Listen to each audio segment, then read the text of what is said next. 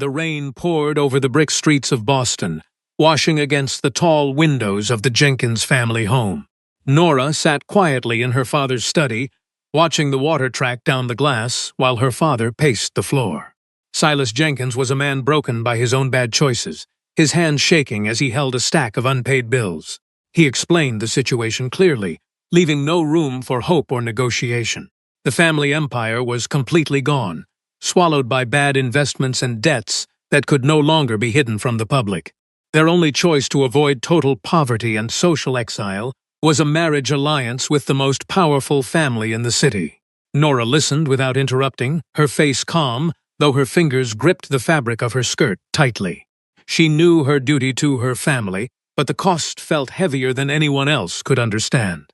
The arrangement was made with the Lancaster family, who controlled a massive portion of the city's banking and real estate. Nora was to marry Thomas Lancaster, the younger son of the family, a man known mostly for his love of nightlife and expensive habits. Thomas spent his days at the local racetracks and his nights drinking in underground clubs, entirely unbothered by the responsibilities of his family name. For Thomas, this marriage was simply a task his family forced upon him to make him look respectable to the public. For Nora, it felt like a sentence to a life of constant worry and loneliness.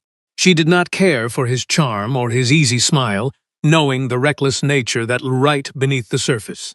Yet, the true difficulty of the situation was much deeper, because Nora had already given her heart to someone else entirely.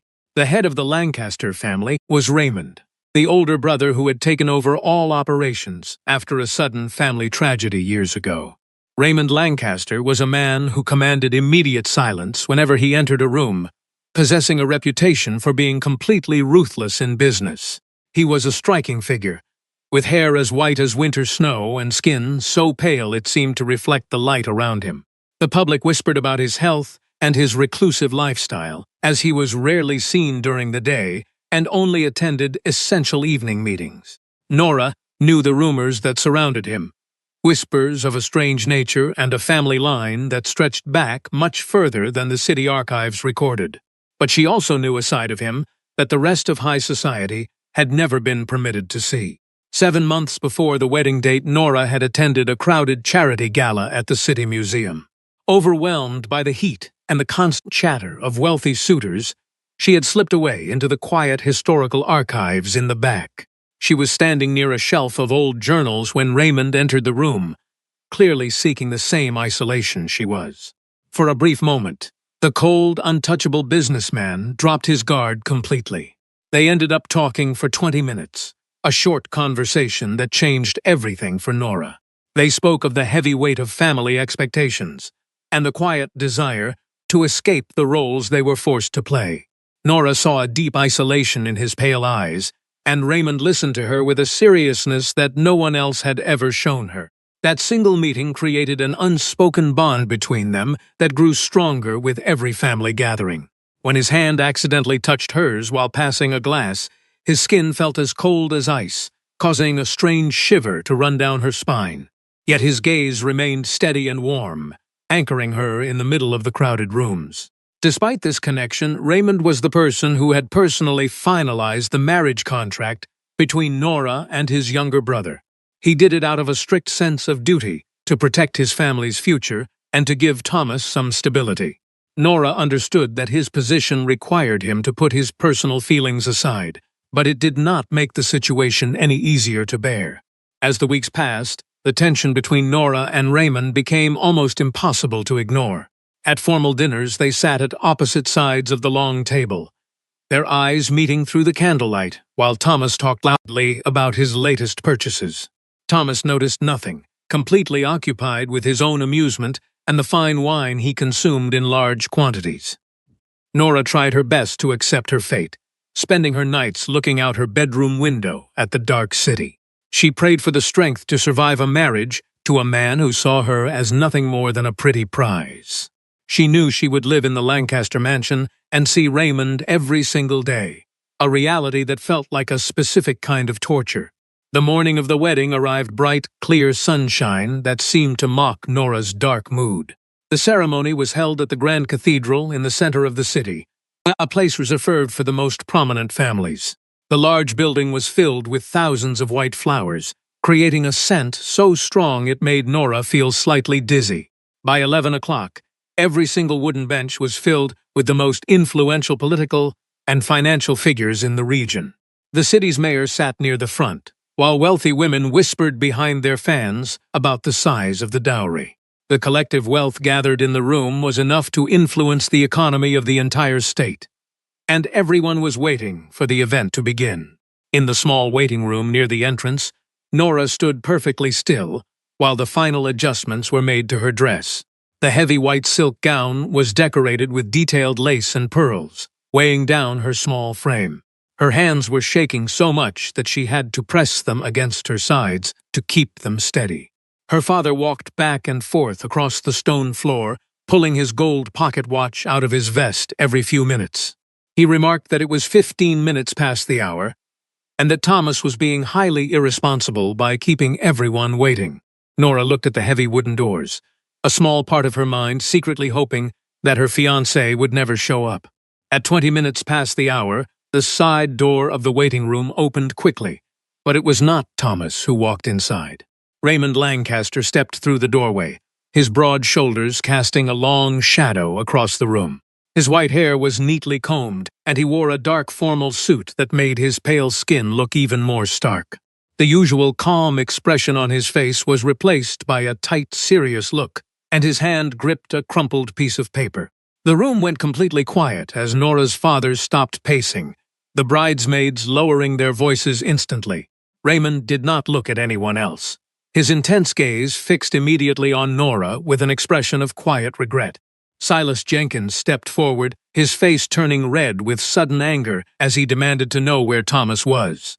He pointed out that the minister and the guests were waiting, and that this delay was causing a public scene.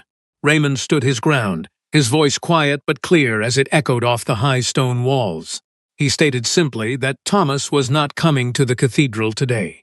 Silas stumbled back slightly, asking if there had been a sudden accident or if his son had fallen ill. Raymond extended his pale hand and passed the crumpled paper to Nora's father, telling him to read the message for himself. The letter explained that Thomas had left the city at dawn on a train heading to New York. He had taken his belongings and eloped with a well-known cabaret dancer he had been seeing secretly for months. A sharp gasp came from the bridesmaids as Silas read the words, his face losing all its color as he realized the consequences. In their high society world, a bride left at the altar was a permanent disgrace that could never be washed away. Nora would be ruined socially, talked about in whispers for the rest of her life as the woman who was abandoned. Her father's creditors would hear the news by sunset and take everything they owned, leaving them completely destitute. Silas dropped the paper to the floor, whispering that his family was completely destroyed by this action. He accused the Lancaster family of ruining his daughter's life and breaking a legal agreement. Nora felt the room spin slightly, the heavy scent of the flowers suddenly feeling hard to breathe. She closed her eyes, bracing herself for the social collapse that was about to happen. Then, Raymond's voice cut through the panic, steady and loud enough to command attention. He walked closer to Nora, ignoring her father completely, until he was standing just a few inches away from her. Raymond looked down at her, the scent of fresh rain and cold air following him. He stated firmly that he would not allow Nora to be ruined by his brother's actions. He reminded Silas that the Lancaster family had signed a formal contract with the Jenkins family, and he intended to honor that agreement. Silas stared at him in total confusion, asking what he meant by those words. Raymond kept his eyes on Nora, his expression softening as he spoke directly to her. He explained that the legal documents required only a signature from the head of the house, and the guests were expecting a groom from his family. Nora's heart beat rapidly against her ribs as she looked into his pale eyes, searching for any sign of pity. She found no pity there, but instead saw a fierce, quiet dedication that made her breath catch. She whispered a question, asking if he was offering to take his brother's place at the altar. Raymond answered quietly, saying he was offering her his name, his protection, and his life. He promised that if she took his hand, no one in the church or the city would ever dare to speak a word against her. He paused, his jaw tightening slightly, as he added that he would only do this if she truly wanted it, as he had no desire to force her into another arrangement. The importance of the choice hung heavily in the quiet room. If she walked out now, her family would lose everything, and she would face constant public shame. If she took his hand, she would be married to the most powerful man in the city, the very man she had spent months trying to forget. Outside the room, the church organ began to play the opening music for the ceremony, signaling that the doors were opening. Her father looked at her with a desperate expression, begging her to make a decision. Raymond held out his right hand, his white glove perfectly steady, though Nora could see a slight tension in his posture. Nora looked at the open doors leading to the crowded cathedral, then looked back at Raymond. She did not see a temporary solution. She saw the man she truly cared for. Slowly and with purpose, she lifted her arm, the silk of her dress rustling in the quiet space. She placed her hand firmly into Raymond's cold palm, telling him that she was ready. His fingers closed tightly around hers, providing a steady support that comforted her immediately. They turned together toward the aisle, and as they stepped into the bright light of the church, a wave of surprised whispers passed through the hundreds of guests. The walk down the long aisle of the cathedral was the most intense walk of Nora's life.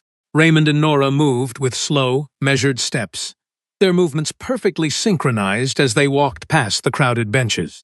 The silence in the large room was absolute, broken only by the sound of Nora's heavy train moving across the stone floor. The guests sat in total shock, their expressions frozen as they realized what was happening. The city's mayor leaned forward in his seat, his glasses sliding down his nose as he stared at the couple. The wealthy women who had been gossiping moments before now sat with their mouths open, their fans completely still. At the front of the church, the elderly minister stood behind the altar, his face showing complete confusion. As the couple stopped before him, the minister looked past Raymond's broad shoulders, searching the back of the church for Thomas. He leaned forward and whispered quietly, stating that there must be a serious mistake because Thomas was missing. Raymond responded in a clear, firm voice that carried to the back of the room. He informed the minister that Thomas was absent from his duties and that he was stepping in as the head of the family to fulfill the contract. He told the minister to begin the ceremony without any further delay. The minister blinked in surprise, looking over at Silas Jenkins, who was standing near the front row, looking both terrified and relieved. No objection from the bride's father, and feeling intimidated by Raymond's steady stare, the minister opened his large book. He began to read the traditional words of the service, his voice shaking slightly under the high ceilings. Nora barely heard the familiar phrases as her entire focus narrowed down to the warmth of Raymond's hand holding hers. She felt as though she were standing on the edge of a completely new existence, supported only by the man beside her. When it came time to say the vows, the true reality of what they were doing settled over the congregation. Raymond spoke his promises clearly, without any hesitation or doubt in his voice.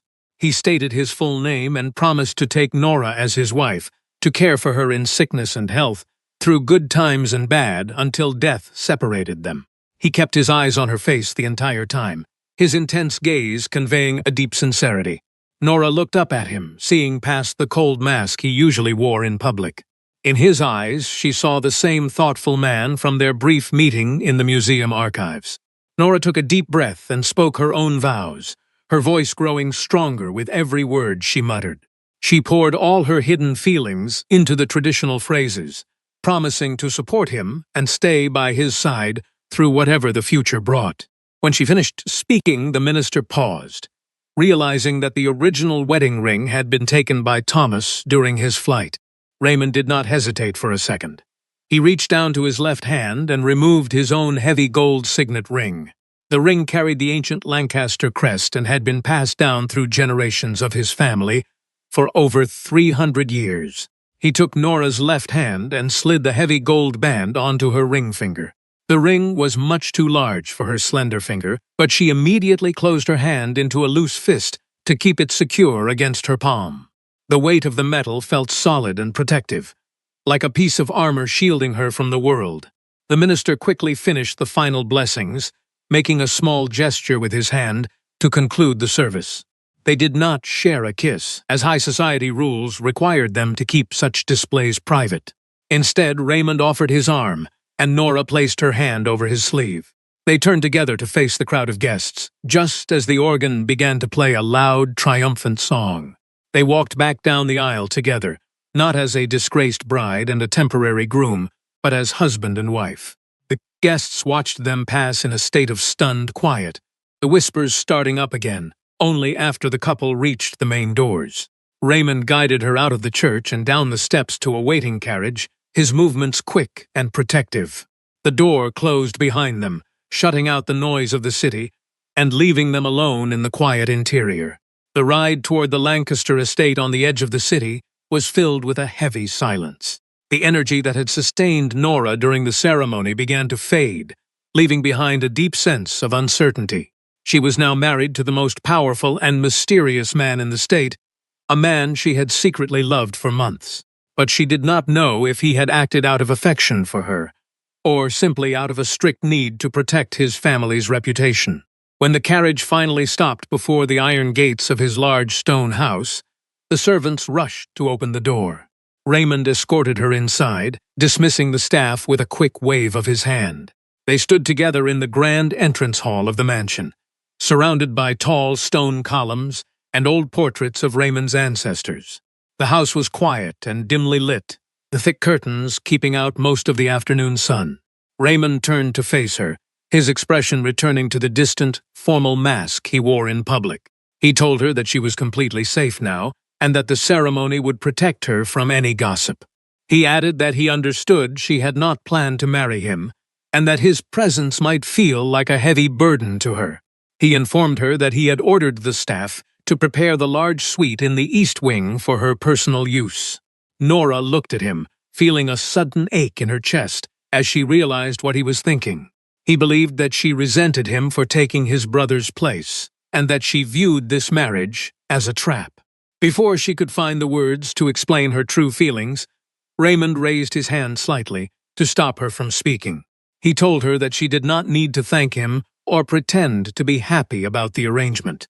He stated that she would have full access to his wealth and his total protection, and in return, he only asked her to manage the household affairs.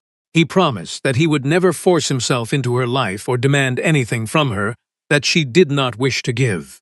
With a brief, formal bow, he wished her a good afternoon and turned away, walking down the long hallway toward his private study. The heavy wooden door closed firmly behind him, leaving Nora standing alone in her white wedding dress in the middle of the quiet hall. For the next 3 weeks, the new husband and wife lived according to a strict and distant routine.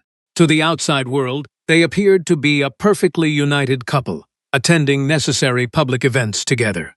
The local newspapers had published several articles about the sudden change at the wedding. But Raymond's immense financial influence quickly stopped the rumors from spreading further. Inside the large house, however, they lived like polite strangers who shared a roof. They ate their meals at opposite ends of a very long mahogany dining table, speaking only when necessary. Their conversations were limited to discussions about estate expenses, property maintenance, and upcoming charity events. Every evening after dinner, Nora would return to her rooms in the East Wing, holding the heavy gold ring that she now wore on a chain around her neck.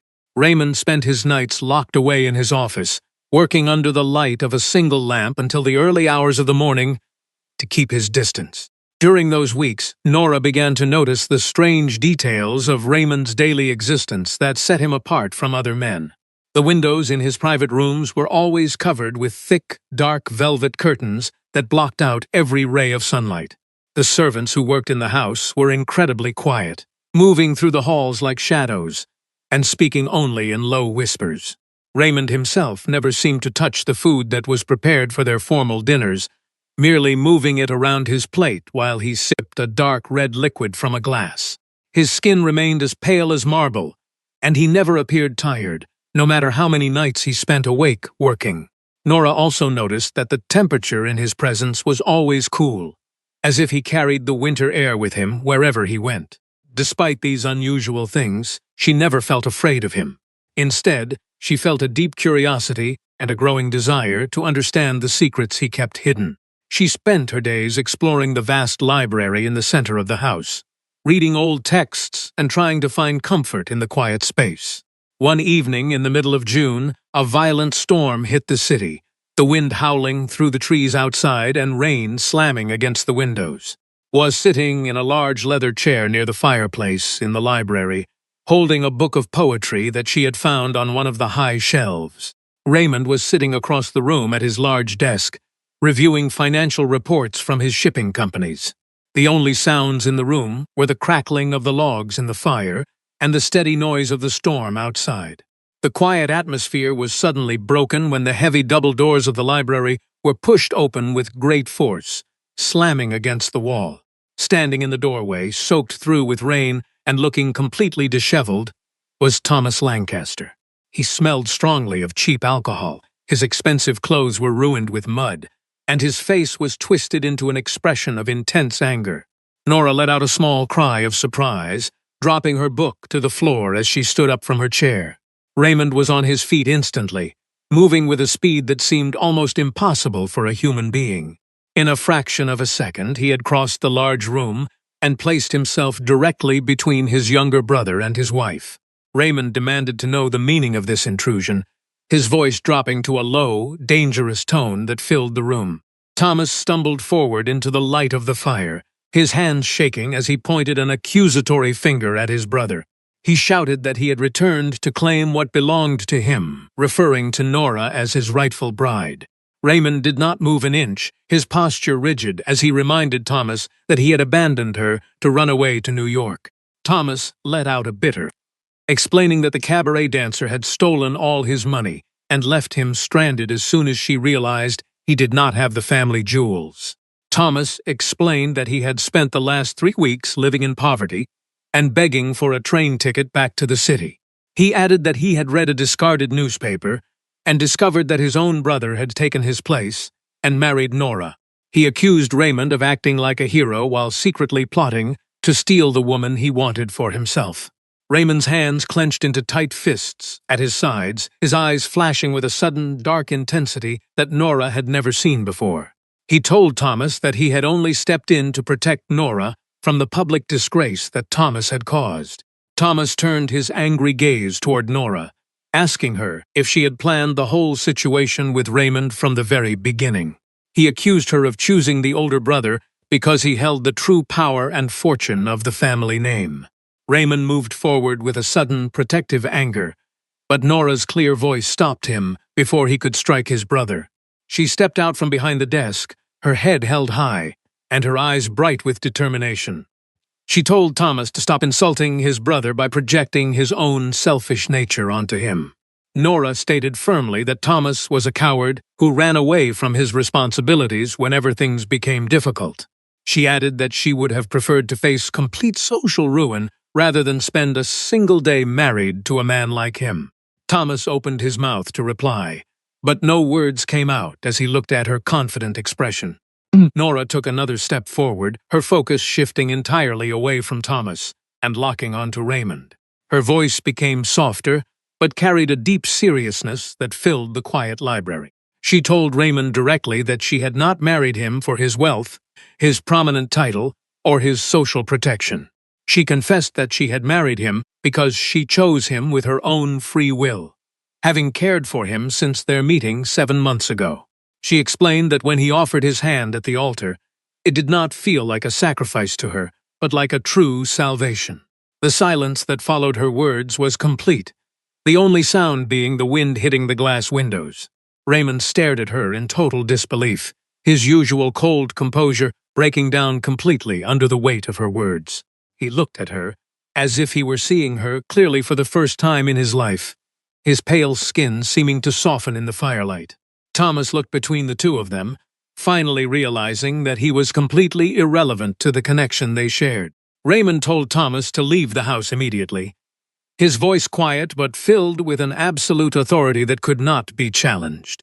He informed his brother that his lawyer would provide a small allowance for him to live in Europe, but if he ever returned, he would face legal action for his debts. Thomas knew he had lost completely. He turned around and walked out into the storm, the front door closing loudly behind him. The library became quiet once again, the fire casting long shadows across the floor. Raymond slowly walked across the distance between them, his breathing heavy, as he stopped just a few inches away from Nora. He asked her in a raw, quiet voice if she truly meant the words she had spoken, looking at her with an expression of vulnerability. Nora reached out and placed her hand against his pale cheek, telling him that she had never lied to him and that she loved him. Raymond closed his eyes for a moment, leaning into the warmth of her hand against his cold skin. The heavy tension that he had carried for years seemed to vanish entirely in that single moment of acceptance. He opened his eyes, their pale depths now filled with a deep, quiet affection that he no longer tried to hide. He reached out and brought her close to him, his arms strong and secure as they wrapped around her waist. He spoke her name softly, a sound that carried a promise of complete devotion for all the years to come. Nora rested her head against his chest, listening to the unusually slow, steady rhythm of his heart. She felt a profound sense of peace settle over her, knowing that the long weeks of pretense and distance were finally over. They stood together by the fireplace for a long time, watching the flames destroy the remaining papers on the desk. Raymond explained that he had spent his entire life believing he was meant to be alone, hidden in the shadows because of what he was. He told her that her presence had brought a light into his dark world that he never expected to find. He took her left hand, lifting it to look at the heavy gold signet ring that still rested securely on her finger. He remarked that the ring had found its true owner, someone who possessed the strength to wear the family name with dignity. Nora smiled up at him, telling him that she would never take it off, as it represented the choice she had made. They walked together out of the library, leaving the storm behind them as they moved up the grand staircase toward the main rooms of the house. There were no more separate wings or formal distances between them from that night forward. In the days that followed the confrontation, a noticeable change occurred within the walls of the Lancaster estate. The heavy velvet curtains were drawn back during the late afternoon, allowing the soft amber light to fill the long hallways. The servants moved with a lighter step, sensing the new warmth that had taken hold of the household. Raymond still spent his days managing his vast business interests, but he always returned to Nora as soon as the sun began to set. They spent their evenings walking through the large gardens behind the house, talking about everything they had kept hidden during the months of silence. Nora learned more about the ancient history of his family and the responsibilities he carried as the leader of his people. He explained the balance he had to maintain to keep his true nature a secret from the human society that surrounded them. She listened with deep attention, her understanding growing with every story he shared about his long past. She realized that his cold nature was not a sign of a hard heart, but a shield he used to protect those around him. In return, she shared her own thoughts and dreams, finding in him a listener who valued every word she spoke. The high society of Boston eventually stopped talking about the scandal of their wedding day, accepting Nora as the true mistress of the Lancaster house. Those who saw them together at public events could see the deep respect and quiet affection that existed between them. Her father's financial debts were completely settled by Raymond, allowing Silas to live out his remaining years in comfort and peace. The danger of ruin that had once threatened to destroy Nora's family had been completely transformed into a source of lasting stability. Nora knew that her life was now bound to a man who was very different from anyone else, but she felt no regret. As the summer turned into a cool, crisp autumn, Nora spent her afternoons sitting on the stone terrace, watching the leaves change color. She felt a deep sense of gratitude for the path her life had taken, even though it had begun with a sudden crisis. She knew that the future would bring its own challenges, given the unusual nature of her husband's life and the long years ahead of them. But as she looked toward the horizon, she felt completely ready to face whatever came next, supported by the steady love they shared. The months transitioned smoothly from the bright colors of autumn into the quiet, gray landscape of winter. Snow began to fall over the city, covering the brick streets and the stone roof of the Lancaster estate in a thick white blanket. Nora found herself standing by the large windows of the drawing room, watching the flakes drift down through the cold air. The house was warm, heated by several large fireplaces that crackled softly in the background. Raymond entered the room quietly, his footsteps making no sound on the thick rugs as he approached her from behind. He placed a heavy woolen shawl over her shoulders, his cold fingers brushing against her neck for a brief second. Nora turned her head and smiled at him, leaning back against his chest as his arms came around her to hold her close. They watched the winter storm together in a comfortable silence that required no words to fill the space. Raymond noted that the city looked peaceful under the snow, a rare moment of quiet in a place that was usually filled with noise and movement. Nora agreed, feeling a deep sense of contentment in the safety of his embrace. Their life together had settled into a beautiful, quiet rhythm that felt completely natural to both of them. They spent their mornings reading together by the fire, sharing thoughts on various books and historical texts that they discovered in the library. In the afternoons, Nora took charge of the household affairs, organizing the estate and ensuring that the staff were well cared for. Raymond continued to handle his business ventures during the evening hours, but his focus had shifted from purely financial gain to creating a secure environment for his wife. He no longer seemed like the distant, untouchable figure that the public feared. To Nora, he was a gentle and protective partner.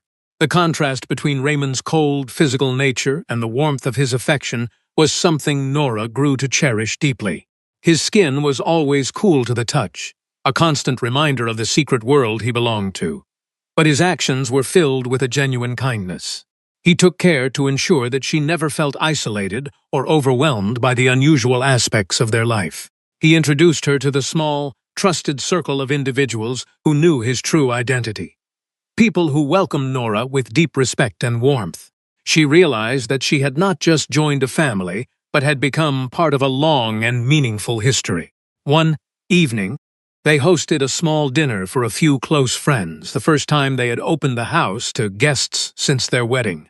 The dining room was beautifully decorated with winter greenery and candles, creating a warm and inviting atmosphere. Nora managed the evening with a quiet confidence, moving among the guests with the grace of a woman who was completely secure in her position. Raymond watched her from his place at the head of the table, his pale eyes reflecting a deep pride in the woman she had become. The guests remarked on the evident happiness that existed between the host and hostess, the old rumors of a forced marriage completely forgotten. After the guests had departed, Raymond and Nora sat together in the quiet drawing room, watching the last embers of the fire burn down. Raymond took her hand, his fingers tracing the shape of the large gold ring that remained on her finger. He told her that he had lived through many winters in his lifetime, but this was the first one that had felt truly warm to him. Nora looked up at him, her heart full, as she told him that she felt exactly the same way.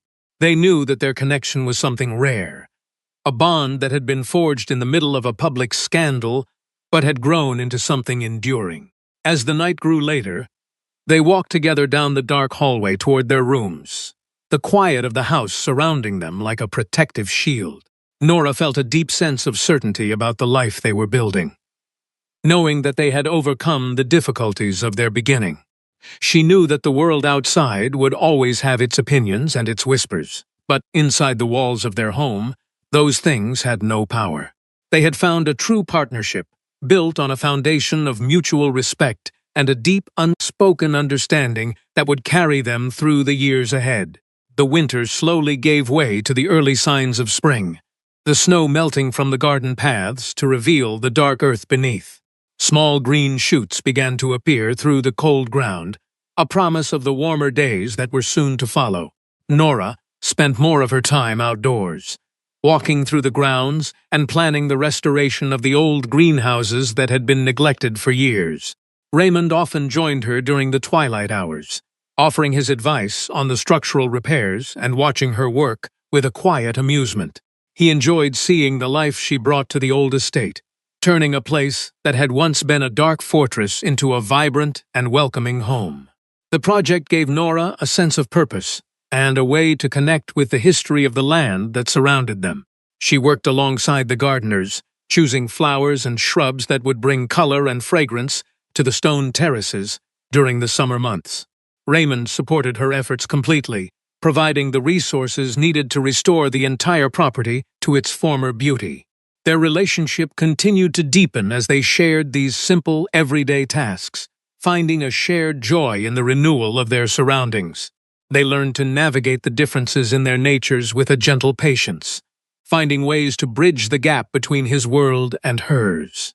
Nora accepted the limitations that his condition imposed, adjusting her routine to ensure they could spend the maximum amount of time together during the evening hours.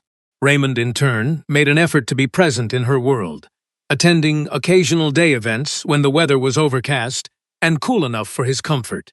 One afternoon, Silas Jenkins came to visit his daughter at the estate, looking healthier and happier than he had in many years. He walked through the restored gardens with Nora, expressing his deep gratitude for the way things had turned out for their family. He admitted that he had been terrified on the day of the wedding, believing that his actions had brought total ruin upon his daughter's head. Nora assured him that she held no resentment, explaining that the event had turned out to be the greatest blessing of her life. Silas looked over at Raymond, who was standing near the edge of the terrace, and noted that he had never seen a man look more dedicated to his wife. The visit provided a sense of closure for Nora, allowing her to put the anxieties of her past completely behind her. She felt a deep satisfaction in knowing that her family was secure, and that her father could live out his days without the burden of financial ruin. After Silas left, she walked up to Raymond, who was watching the sunset from the stone steps. She slipped her hand into his, feeling the familiar, comforting coolness of his skin. As they watched the light fade from the sky, Raymond spoke softly, remarking that the house felt full of life now, a complete contrast to the quiet museum it had been for the past century. He thanked her for bringing her warmth into his existence, a sentiment that made Nora's eyes fill with tears of happiness. She told him that she had simply found the place where she belonged, beside a man who valued her for exactly who she was. They stood together until the first stars appeared in the dark sky, a clear and beautiful view that seemed to stretch out forever before them. The transition from the old life to the new had been sudden and filled with dramatic changes, but the result was a deep and lasting peace. Nora knew that they had built something special, a relationship that could withstand the scrutiny of the world and the passage of time. As they walked back inside the warm house, she felt a quiet confidence in the strength of their bond. They had turned a potential disaster into a beautiful reality, proving that some choices, though difficult at the moment, lead to the exact future we were meant to find. The years would pass over the city like water over stone, changing the names on the streets and the shapes of the buildings, but the walls of the Lancaster estate would remain unchanged. Nora sat on the stone terrace during a quiet evening in late summer, looking out over the garden that she had spent so much time restoring. The flowers were in full bloom, filling the night air with a sweet, rich scent that reminded her of the journey she had taken to reach this place. She looked down at her hand, where the heavy gold signet ring still rested securely on her finger, its metal smooth from the passage of time. Raymond stepped out from the shadow of the doorway, moving with the same silent grace that had always defined him. His white hair caught the pale light of the moon, and his skin looked as clear and untouched as it had on the day they first stood together at the altar. He sat down in the chair beside her, his cool hand covering hers in a familiar gesture that brought an immediate sense of comfort to her heart. They did not need to speak to understand each other's thoughts. The long years of shared experiences had created a quiet communication that existed beneath their words. Nora thought about the path that had brought them together, a road that had begun with fear, debt, and the sudden betrayal of a reckless younger brother. She realized that the initial scandal which had threatened to destroy her life had actually been the very event that saved her from an empty existence. If Thomas had not fled the city, she would have been bound to a man she could never respect, living a life of constant pretense in high society. Instead, she had been given a name that carried true meaning, a protection that never failed, and a love that grew stronger with every passing season. She looked toward the future with a calm and steady heart, knowing that her path would be different from that of the women she had grown up with in the city. Her life was tied to a man who existed outside the normal boundaries of time, a reality that would bring its own unique challenges as the years moved forward. Yet she felt no fear or uncertainty about the road ahead, because she knew that the foundation they had built was completely solid. They had created a sanctuary within the walls of their home, a place where their true selves could exist without the need for masks or public explanations.